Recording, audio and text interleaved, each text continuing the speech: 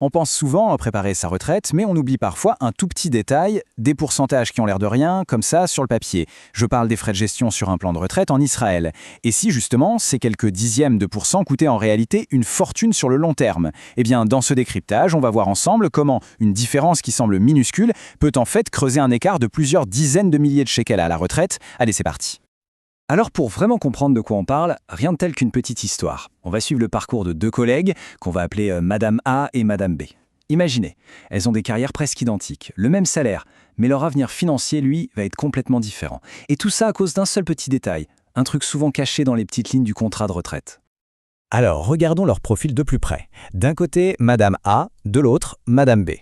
Elles démarrent toutes les deux leur carrière au même moment, elles cotisent à partir de 30 ans et prévoient de prendre leur retraite à 64 ans. Jusque-là, tout est pareil. Mais voilà la différence, la seule, mais elle est de taille.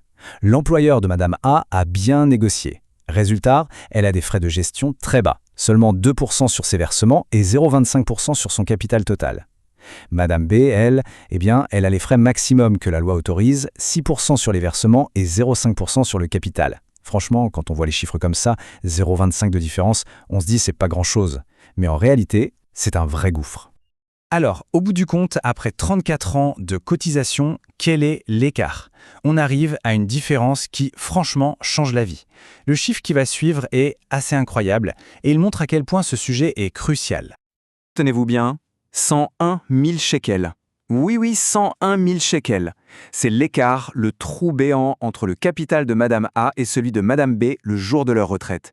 C'est une somme énorme, une somme qui peut vraiment changer le confort de vie à la retraite.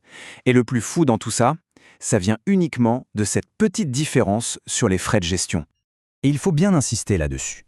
Ce n'est pas parce que Madame A a eu un meilleur salaire ou que ses placements ont été plus performants. Pas du tout. C'est simplement son argent. De l'argent qui, au lieu de s'évaporer en frais, est resté bien au chaud sur son compte, à travailler pour elle, à faire des petits année après année. Ok, 101 000 shekels. C'est énorme. Mais au quotidien, ça donne quoi? Eh bien, ça se traduit par plus de 600 shekels par mois en plus sur la pension de retraite de Madame A. Tous les mois, pour le reste de sa vie. Là, on voit tout de suite l'impact concret. Ce gros capital, ça devient un revenu mensuel beaucoup plus confortable. Bon, maintenant qu'on a vu l'impact, qui est quand même assez saisissant, on va essayer de comprendre comment ça marche. On va plonger un peu dans la mécanique des frais de gestion. D'où vient cette différence au juste? Comment est-ce qu'on en arrive à un tel écart? En fait, il y a deux robinets qui fuient si on veut. Deux types de frais. Le premier, ce sont les frais sur les cotisations mensuelles. C'est simple, à chaque fois qu'un versement est fait sur le plan de retraite, hop, un pourcentage est prélevé. Pour Madame B, c'est le max, 6%. Pour Madame A, c'est seulement 2%. Déjà une grosse différence. Mais ce n'est pas tout. Le deuxième type de frais, ce sont ceux sur le capital accumulé. Là, chaque année, on vient prendre un petit pourcentage sur la totalité de la somme épargnée. Et encore une fois, Madame B paie le double. 0,5% contre 0,25% pour Madame A. Et c'est cette double peine, cet effet ciseau, qui est absolument dévastateur sur le long terme. Allez, on va rendre ça encore plus parlant. On va oublier Madame A et B un instant et prendre un exemple concret pour voir le coût réel de tout ça sur un salaire. On va faire le calcul pour une année. Alors, imaginons une personne avec un salaire de 10 000 shekels par mois et qui a déjà mis de côté un capital de 300 000 shekels. Faisons le calcul avec les frais maximum. D'abord, les frais sur le capital. 0,5% de 300 000, ça fait 1 500 shekels qui partent en fumée sur l'année. Ensuite, les frais sur les versements mensuels.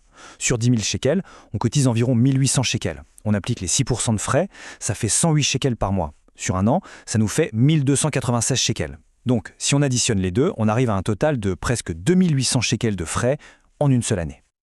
Et là, ce chiffre de 2 800 shekels, il faut le mettre en perspective. Ça représente quasiment 30% d'un salaire mensuel brut. Pour le dire autrement, c'est comme si on travaillait presque une semaine et demie pour rien, juste pour payer les frais de gestion de sa retraite. Quand on le voit comme ça, c'est juste énorme en fait. Bon, face à ces chiffres, on pourrait être un peu découragé, se sentir impuissant, mais, et c'est ça la bonne nouvelle, il y a un vrai pouvoir de négociation. On peut reprendre le contrôle. Ce n'est absolument pas une fatalité, c'est un paramètre sur lequel on a une prise. Et c'est vraiment le message principal à retenir. Le simple fait de prendre son relevé, de vérifier ses lignes de frais et de passer un coup de fil pour renégocier, ce n'est pas du tout une petite optimisation de rien du tout. Non, c'est une décision financière majeure, peut-être même l'une des plus importantes et des plus rentables qu'on puisse prendre pour son avenir. Donc la question au final, ce n'est plus de savoir si ces frais ont un impact. Ça, on l'a bien vu. La vraie question, la seule qui compte, c'est combien est-ce qu'on paye chaque année? combien d'argent de notre propre retraite s'envole en frais, sans même qu'on s'en rende compte. Aller chercher ces relevés, ce n'est pas juste une corvée administrative. C'est vraiment le tout premier pas pour reprendre le contrôle sur des dizaines et parfois des centaines de milliers de shekels, son propre argent.